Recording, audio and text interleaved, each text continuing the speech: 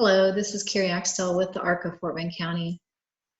I have another video for you all today. I've developed a presentation about special education and learning while at home due to COVID-19. So I'm going to share my screen with you.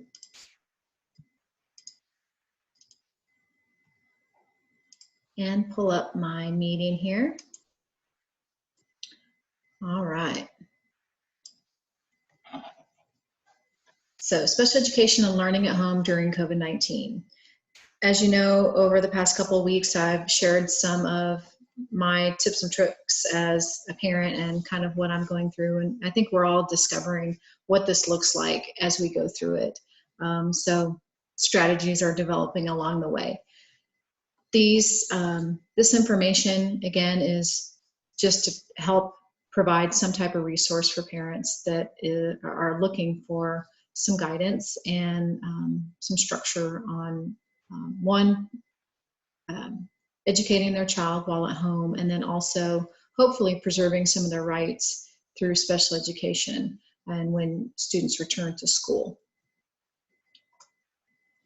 So the ARC of Fort Wayne County, this is a presentation of the ARC of Fort Wayne County, which is a nonprofit organization ensuring opportunities for people with intellectual and developmental disabilities to maximize quality of life within our community.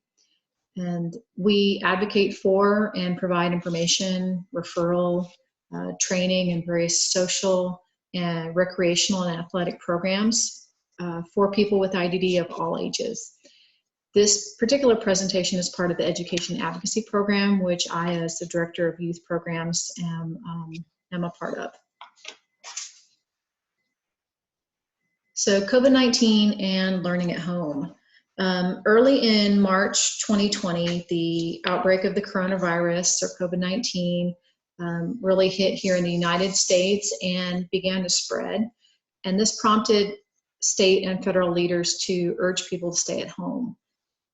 Within days, many businesses and schools closed throughout the nation, leaving parents with the very difficult task of figuring out how to work, parent, teach their child with the tools that they had available at home. This task is even more complicated for parents who have a child receiving special education services because their child typically receives additional supports at school and services that might not be able to duplicate at home.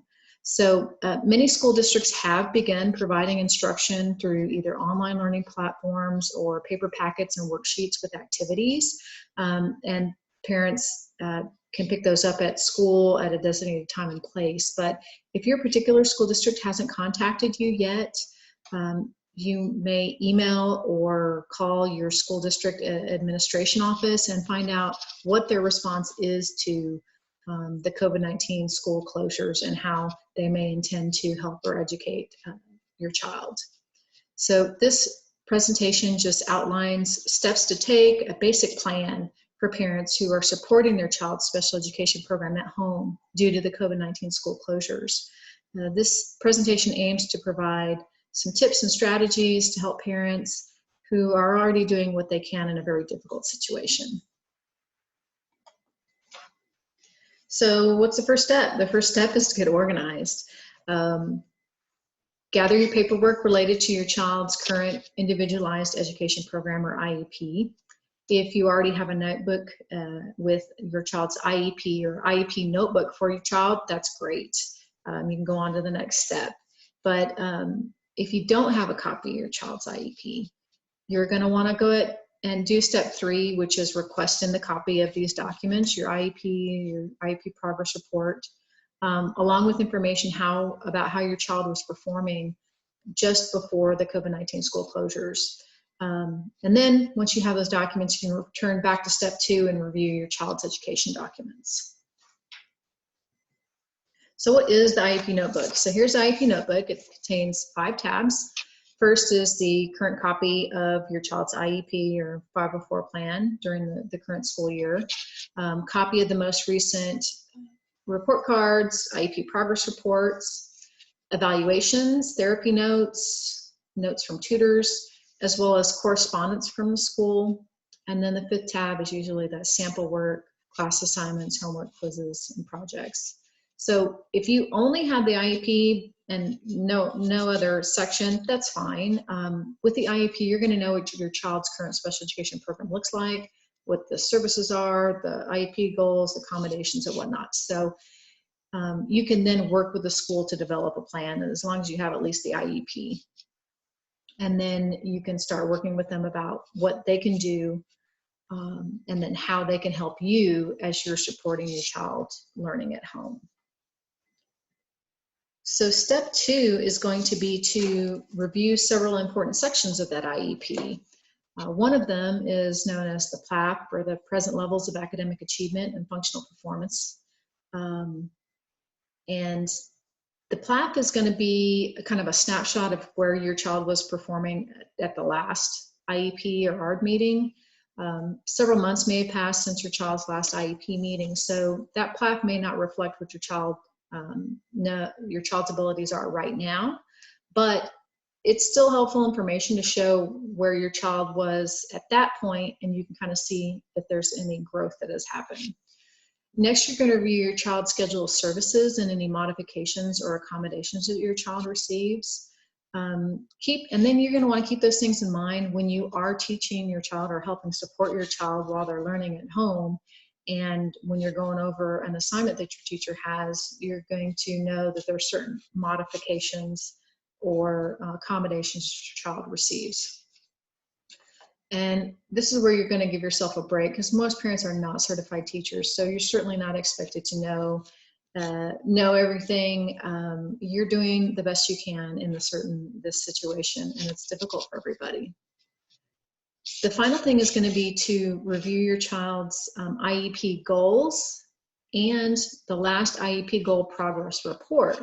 So the goals were the ones that were developed at the last IEP meeting or ARD meeting, and now the IEP goal progress report are those reports that you will receive periodically from your child's teacher or special education program manager to tell you how your child is progressing on those IEP goals. So you want to take a look at those, and because that will be helpful to you.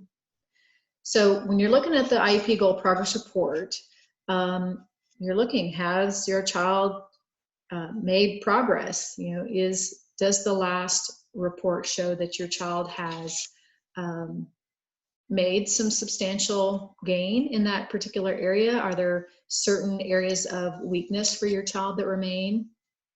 And you're also going to ask yourself, does your teacher's report about your child's performance match what you're seeing at home?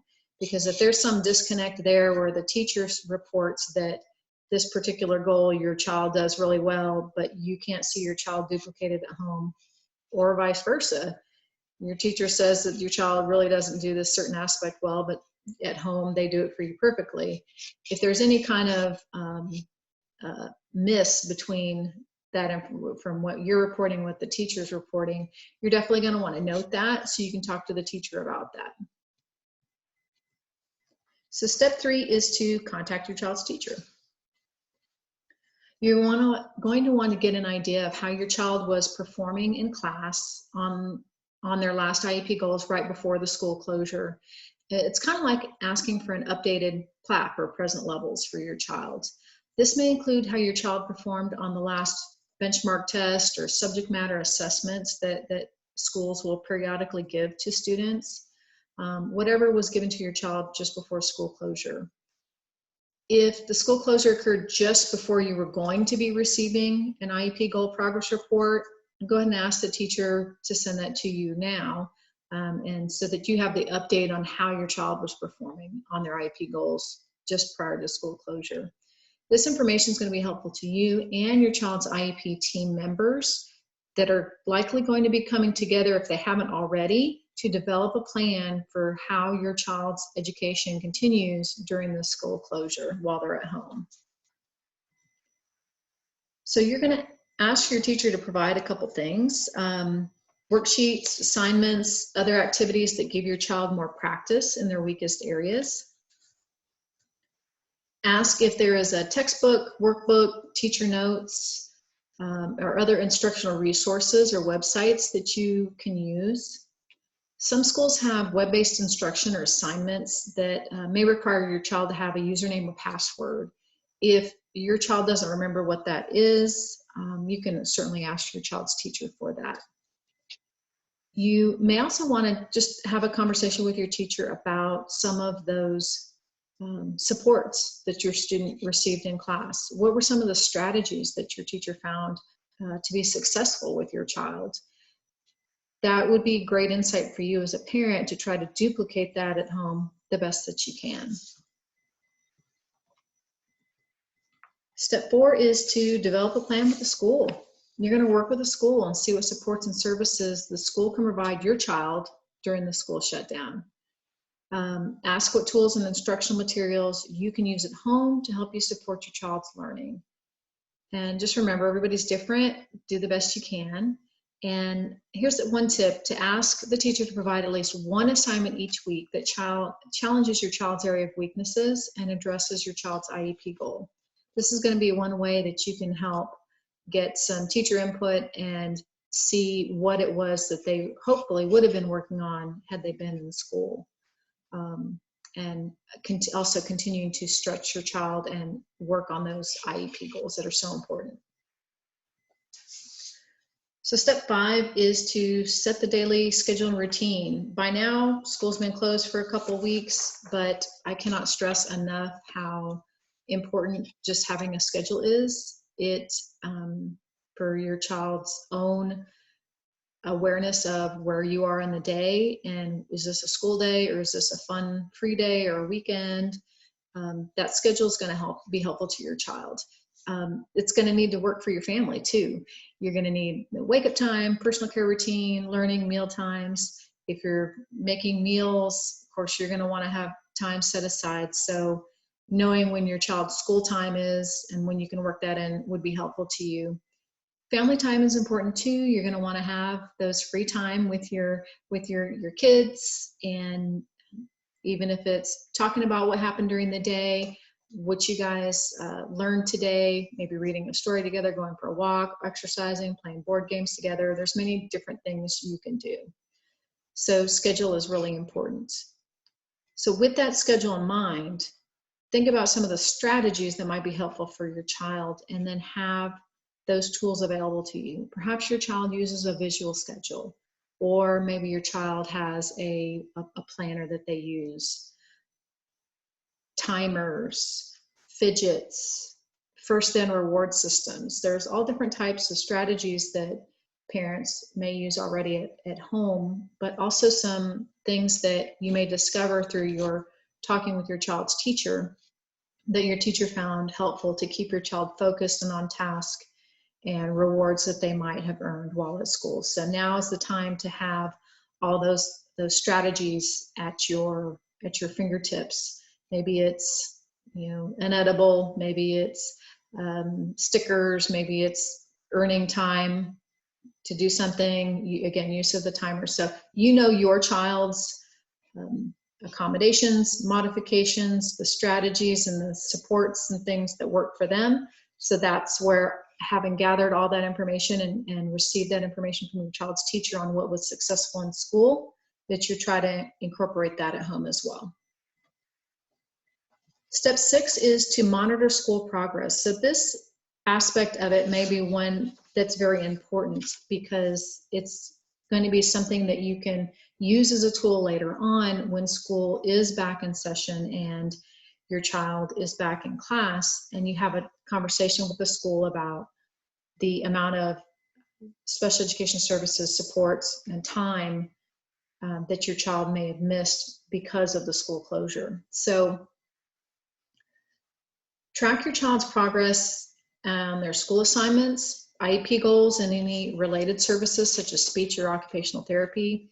You can create a chart such as this one that includes each day's subject and the assignments that were completed that day.